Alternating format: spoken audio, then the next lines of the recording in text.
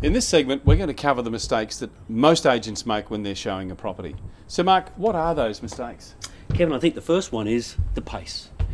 We've all ourselves like various properties. We might favour some properties, but we tend to go at the pace that we want to go at and not the pace that the actual But buyer how wants to do go we at. know what's the right pace? Well, I think it's the observation, isn't it? There's the old 2 eyes, 2 ears, 1 mouth syndrome. So first of all, what we want to do is to make sure we're looking at how you're responding to the property. So is it my body language? Body language, eye contact, sometimes, you know, it's even the sort of the raise of the eyebrows. It can be very subtle between a buyer, especially if there's 2 people there. So do you ask questions? Let's be honest about it. We've now qualified in a different way. We talked in a previous chapter about how we qualify lifestyle-wise. Now we need to bring in the information that we've gathered from that those information questions and those lifestyle questions, and bring that in only to parts of the property that we're going to receive a yes on. In other words, there's no point me asking you, is this good enough? And I know you say, well, no, Mark, actually it's not, because you already started to discount the property in your eyes. But if there's a specific part, let's say, for instance, you like to casually entertain, and we're into a property here that's got a wonderful big back entertaining area. It's got a beautiful big open planned lounge area, you know, that flows onto that. So as we walk into that, and I start to see you sort of lift up a little bit, I start to see you, you know, sort of look around. Kevin, you did talk to me back in the office about how you like to entertain casually. Here we've got this wonderful big open plan lounge area that goes out into the back deck. Is this the sort of entertaining area you're looking for?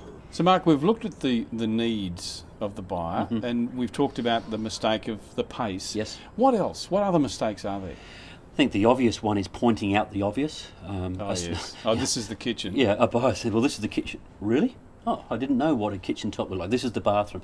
I think, again, it's pointing out the features of the property that we may like, but may have absolutely nothing to the buyer whatsoever. So again, it's impressing our opinions onto the buyer about what we think is good, rather than using theirs. You know what occurs to me is it comes back to the story about we have 2 eyes, 2 ears and 1 mouth. Yep. Yet we tend to dominate the conversation. We should be looking and listening a lot more to body language. Body language. The one part about the showing of the property that you know you've got someone truly interested. Well, there's 2 parts. The first one is when they touch part of the furniture. You know, they'll run their fingers down a bench top, and you know they'll just imagine them being in there.